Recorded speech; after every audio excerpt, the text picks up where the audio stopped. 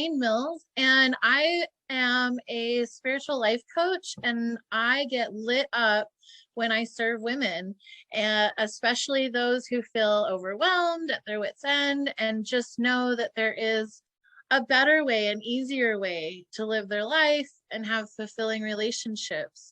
And it's become more than I could have expected. Yeah. Absolutely.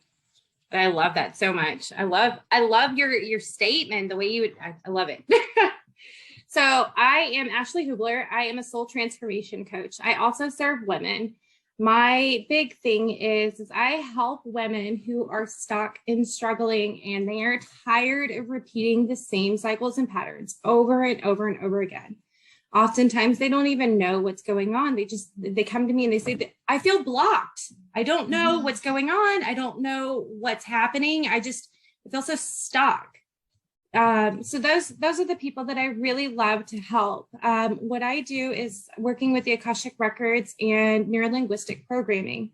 I'm able to jump straight into the problem from the unconscious mind and use guidance from the Akashic Records, so we can just skip years of therapy, get right to it, and just undo all of those things so that they can really live their truth, right? Their soul's purpose. And I think that's where Layne and I really just kind of like blend together so well, is because we're all about really embodying that soul's truth. Absolutely. I love that. And I love how you explained some more of like your process, because we do kind of piggyback or bounce off each other with processes, because, well, you inspire me a lot, but it's really fun to know that like using the Akashic and trusting our channeling and our intuition, we can cut through years of talk therapy, trying to navigate and weed out and figure out where the issues are. And instead using intuition, and it's like, it's right here, and pinpoint it, shine some light on it, and actually start working it out. And then start talking, and not just talking, but taking those action steps and embodying and doing your life instead of getting caught up in that stuck feeling. And it's not that I never get stuck anymore. It's just, I now have this process where when I get stuck, I recognize it and I can work through it a lot quicker than I used to, where, I've had relationships that took 7 years of stuckness to figure out before coming out. And now it's like a month, a couple of weeks, maybe a day, working through these things. Absolutely. So if you don't know what the Akashic Records are, I like to use the comparison to Google. So the Akashic Records is like the universe's Google machine. So we just punch in your information to make sure that we've got the right soul located. And then our search results are all of your karmic patterns and everything that's going on, who you are at a soul level. And, you can just access whatever it is, as long as you have that clear intention in mind.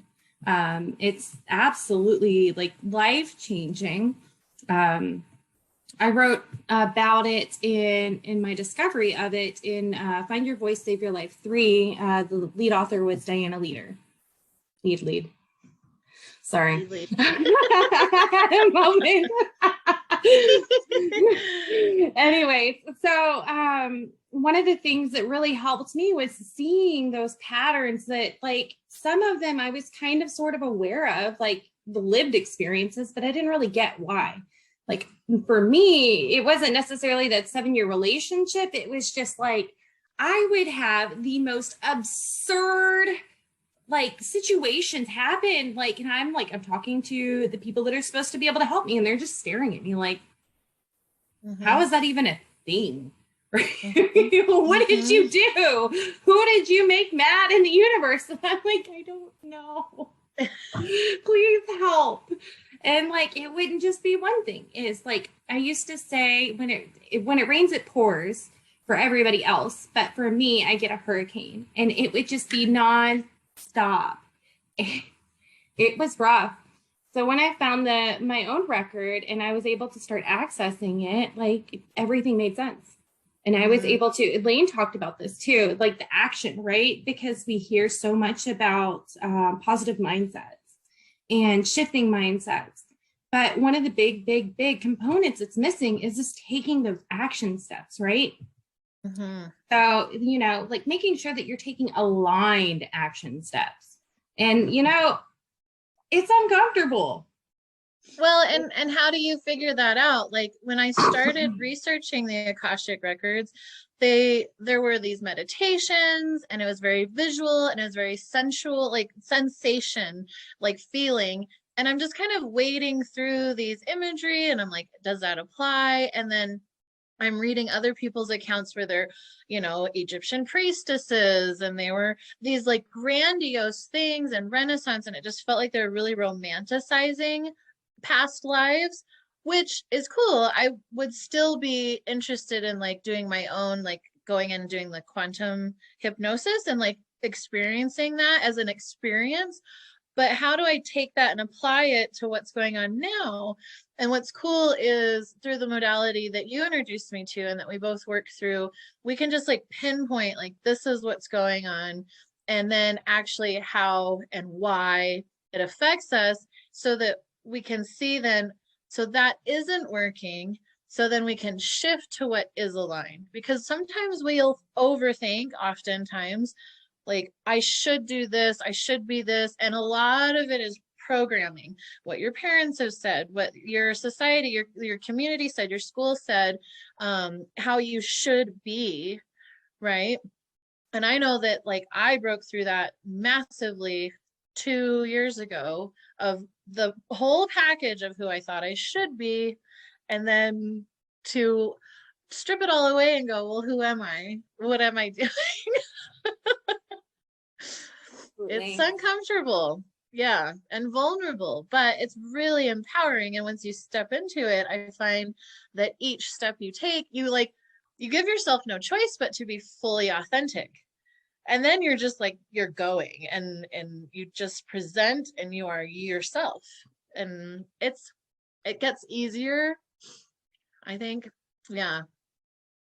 And I like how you were talking about the soul stories, right? Like those old lifetimes, because I see so many people get hung up on, you know, all of the details, but that doesn't serve us in the now, right? We don't want to go back to that lifetime and relive it.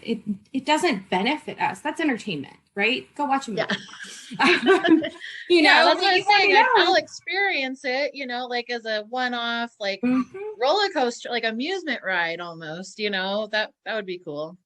Yeah. So I think the big thing that people are missing is, you know, take those lessons learned, right? Understand the choices that you created, because karmic patterns always snowball, right? There's one choice. And, you know, when you develop one bad habit, then you have the tendency to acquire more bad habits. So that one time, that one person I let, you know, slip right past my boundaries and, you know, tell me what I have to do and make me feel obligated to, you know, please them.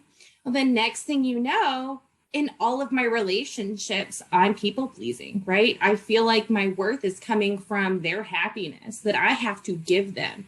And I'm constantly working to ensure that, you know, they are happy so that I feel worthy. And then when you take that, you know, next thing you know, I'm not speaking my truth, because I don't want to ruin that happiness, and then I lose my worth.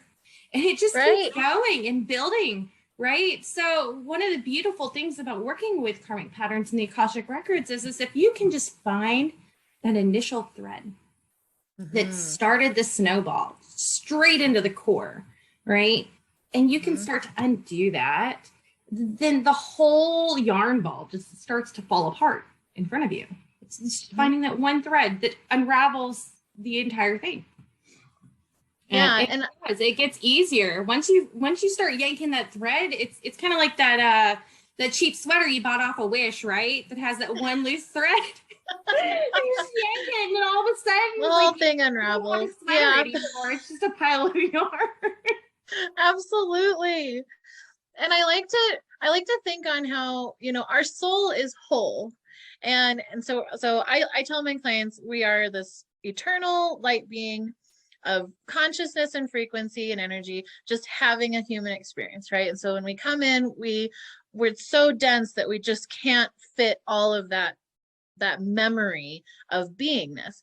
But when we're on the other side, we're whole and we're connected. Past life doesn't matter. We're already whole. We see it all. You know, it's just we're a complete package. When we drop in, past life still doesn't matter. But what happens is the cell, the body itself holds memory. And so like some little thing will happen and it's super subconscious. And like you said, like a small boundary being passed, but it like triggers the body to react and hold on to it. And that's when we pull in that past life thread and it's like we agree energetically to it. So we you know, we don't need to hold on to all these things to define us and to navigate through. We can shed all of that. And it's not as easy as just saying it. It takes work. It takes work, and it's a constant evolution, and new things always come up. Like, not saying I've got it figured out, but I'm working on it. And I love helping people, other people work on it and share. Like we share all the time, like how similar things will pop up and it's like, whoa. Yeah. Absolutely. Man, there was something I was about to say. Yeah. It's like, I just need to reach out and grab it. Grab it. It was right there. Shoot. You were talking about, I'm going to find it. It's floating around. The body holding memory and the reactions, right? Mm-hmm. So one of the big things, oh, there it is. It just came back. I had to recap the conversation real quick. So one of the things that I often ask my clients is what are you tolerating? Right? Because, you know, one of the big things that you will hear in a lot of spiritual circles and even like psychology and coaching circles is you always have a choice. Yes, that's true. You do have a choice. However, sometimes those choices are pretty impossible, right? Like think back to, you know, a couple centuries ago as a woman, right? If you tried to leave your man or tell him no, you were like beheaded, you were burned at the stake, you were like ostracized from the community.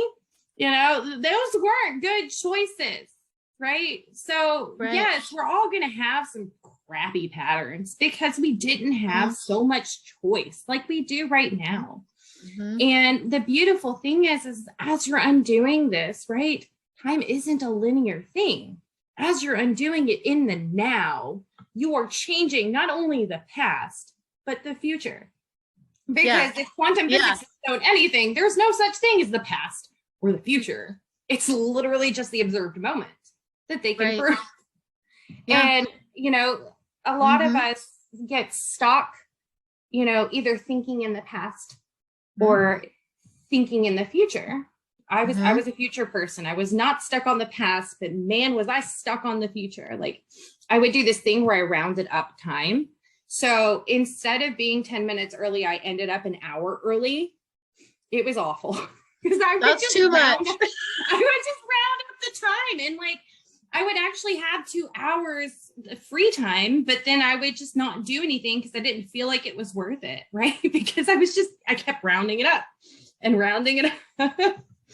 And, you know, and it caused me to really miss opportunities in the now, right? And when we're doing that, we're living in the past or we're living in the future. We're not present in the current moment. And that is where our choices happen, right? Yeah. That is where it happens. So that's like, where everything is. It's only in each, like every now moment and each breath you take and choice and even this, like the small things like your self-talk and those intrusive thoughts or just how you're thinking about your now moment. Because we can change the way we feel, we can change our thoughts, but then we take action and that's like sparks. So here's the thing. You ever try to break a bad habit? Yes. Right?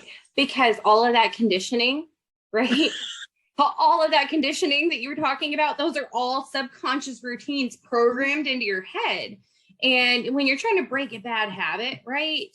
Like say biting your nails, for instance, right? Like as soon as you stop paying attention to the exact moment, like you'll start letting your mind wander. Next thing you know, my hands are in my mouth, right? I'm about to start biting my nails, especially whenever you're feeling, you know, nervous or anxious or whatever it is, those emotional triggers from when you're jumping forward or jumping backwards, right? Yeah. And that's why we really emphasize so much when it comes to action, is because what you're doing is you're changing those routines, you're changing that conditioning. Like, I don't know how many times I every single day I wake up and the first thing I do is I go to the coffee maker and I make a cup of coffee. Like, it's not even, I don't think about it. Like, there will be mornings where I'll walk up to the coffee maker and I'm like, I didn't even know I made coffee. Sweet. You know, I'm surprising myself. Or like, you know, whenever you just mindlessly like find yourself standing in front of the fridge with the door open and you're like, what was I getting? Right? Those are those unconscious habits, right? Those are the noticeable ones that we often catch, right? But there's so many more.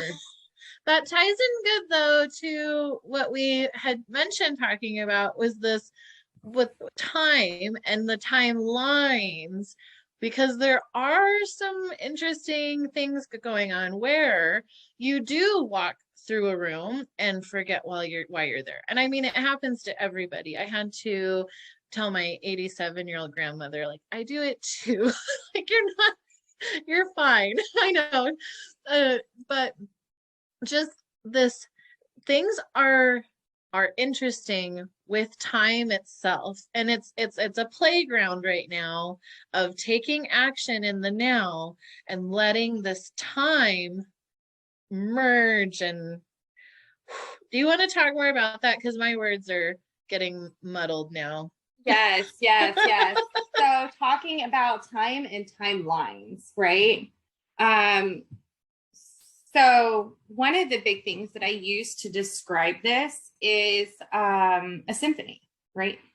So the double slit experiment in quantum physics showed us that a particle can change into a light particle or a wave, depending on the observer, right? So basically, everything at its core has a frequency and moves. So if you're listening to this grand symphony and you're looking at it on the screen showing you the sound waves, right? You will see all of these different sound waves. And I'm just going to like confuse the heck out of you and throw you off, waving my hands around. You'll see I'm feeling it. Yeah, you'll see them all like going up and down. And within that, you'll see them crisscross. You'll see some of them merge together and blend, right? Once they've achieved what's called harmony. Right? Today, you have the music background. I gotta use the right term. Yeah. Okay. Yep. And I mean, harmony is such a perfect way to describe that too, right? Because when you think of harmony, like, of course, it's the beautiful convergence of you know, multiple things. And it amplifies when things get in harmony. It amplifies when it's dissonant. It seems to take it down a notch for sure. Yes, definitely. So what's happening is this universal symphony, right? There's multiple different harmonies happening, and then you have other wavelengths that are going on in between those harmonies. And those harmonies have a stronger resonance. So it's entraining those other smaller waves and pulling them into that harmony, right? It's like when you stand in a room full of people in a choir and somebody says a pitch, and everybody tries to match it, right? And you'll have a couple other people here and there trying to adjust and bring themselves up or down because they're not quite there. Yeah. Sometimes they just won't. Sometimes they won't. It's okay. Not everybody's strength. It's part of the beauty. So that's what's really going on. That's what's happening right now when it comes to the timelines, right? And if you're coming from down here, right, you started like at a like baritone rate and everybody's singing soprano, you know, that is a huge shift. When you start to overlap, like you just wake up one day and all of a sudden there is something like drastically different, whether it's, you know, who you're married to or what kind of car you have or the breed of your dog, right? I mean, like there's things that are just drastically different. And that's what causes a lot of us to what we call awaken, right? And I when like we're looking that. around, like, what is happening? Absolutely. I want to just say, like, I love that description because I think we should caution people from being like, I'm only high vibes. And, you know, because really it's all vibration and energy, and there's no right or wrong vibration or energy. It's just you're shifting from the vibration you're at. And then, so you could have been high wired soprano and settle into, or, you know, it's hard for us to imagine outside of up, down, that duality, but it's just a shifting of vibration and tone. And so you might be at one place comfortably, uncomfortably comfortable there. It's not quite right. And then you wake up and you're at a different tone, and now your life looks different and you just don't feel like this fits anymore. And it's like your relationship, your job, your house, where you live, it doesn't fit. And you're like, what am I doing? This is a perfect point to loop back to re-emphasize, you know, action, right? When we are in our comfort zone, you know, we are in this harmony, right? And we decide we don't like hearing that note anymore. Like, we don't want it. So to get out of that harmony, you have to change the pitch, right? You have to, like, you can't just keep singing the same note and expect it to be different. So you have to change your pitch. And when you change your pitch, you're changing harmonies.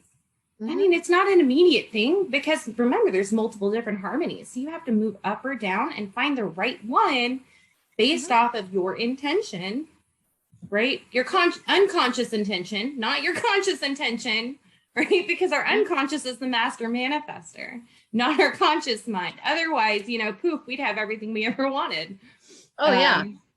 And so, but that's why actions are so important, is because you have to change that frequency. And by taking a new action, it's going to feel uncomfortable, you know, because you're leaving that harmony and you're going to feel that difference, right? And you have to keep changing that frequency and building up to match a new harmony to actually get to the place that you want to be. And you get to choose your tone. You get to choose the place that you want to go, and you can experiment. You can test out one, you know, for a minute and see how that feels. You know, you're not ever stuck. You have choice, and that's the blessing. So, and it seems like where we seem to be catching people right now is at that moment where either the tone is not congruent anymore, they're sick of hearing it, or they've already begun to shift and now everything else doesn't feel good in their life and it's not congruent. And that's where we can bring in, well, let's take a look at, you know, what choices you're making, and energetically, what are you tolerating? What are you holding on to? The biggest thing I've learned, or I've just been embracing and teaching this year, is what can you let go of? Because and I mean, it makes sense. You have only so much time space.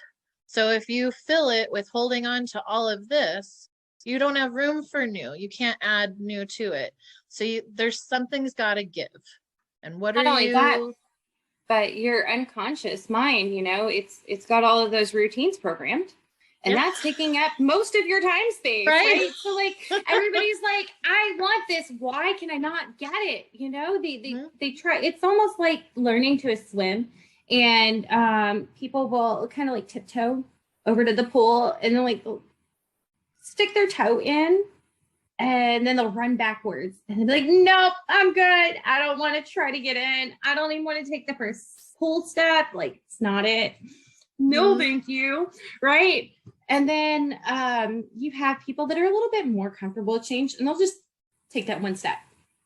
They'll step into the pool and they'll be like, this deep into the water, you know, and they'll just stay there. Yeah. Their new comfort zone. They had never actually like got into the 3 foot deep side of the pool. Yeah. And then you have people that are just like, and this does not work, especially if you were terrible at change. You cannot just jump into the deep end. You know, right. You can't just run and jump in, because you know what's going to happen? You're going to freak out and you're either going to drown, or somebody's going to grab you, pull you to the side and pull you back out of the pool, and you never learned how to swim. Right. So energetically, how that can feel in your situation is you, either way, you jump in and it's like we're all energy. So our nervous system literally like fires, and it's so uncomfortable. You feel so uncomfortable and you're completely ungrounded. You have no bearing on where you're at. Like, and so that's why it is easy. Like, somebody offers a hand to your past, how you used to do things. That's comfortable. There's a knowing there.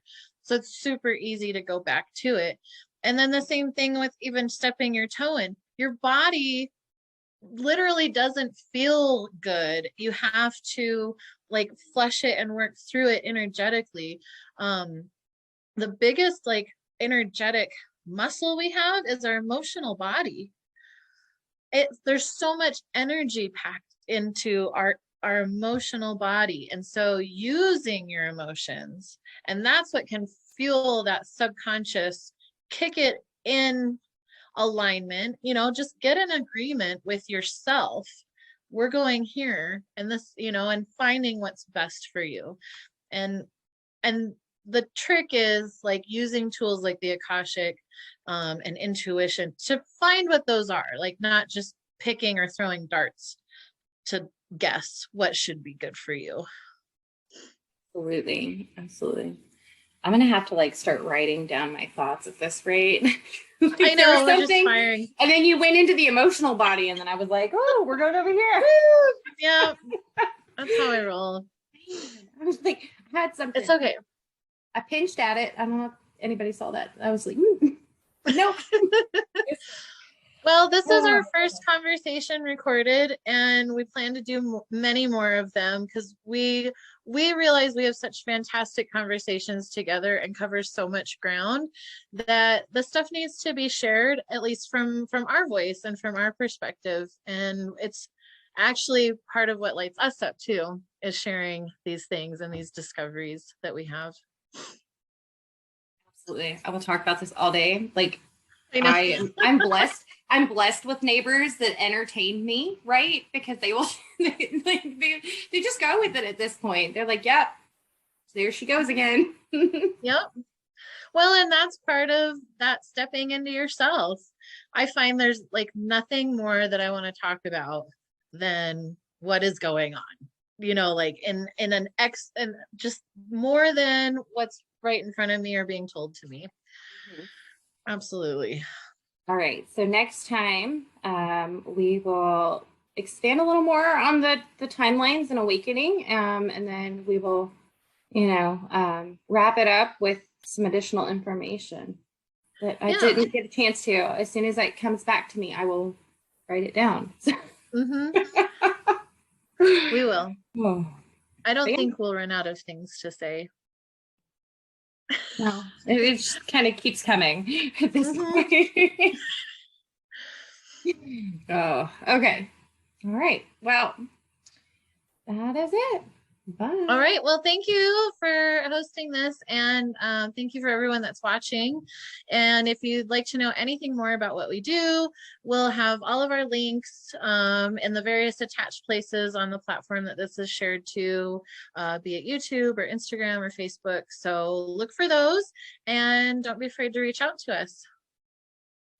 Thank you for that. I'm over here like, oh, I gotta go. Yep. Okay. We'll talk soon.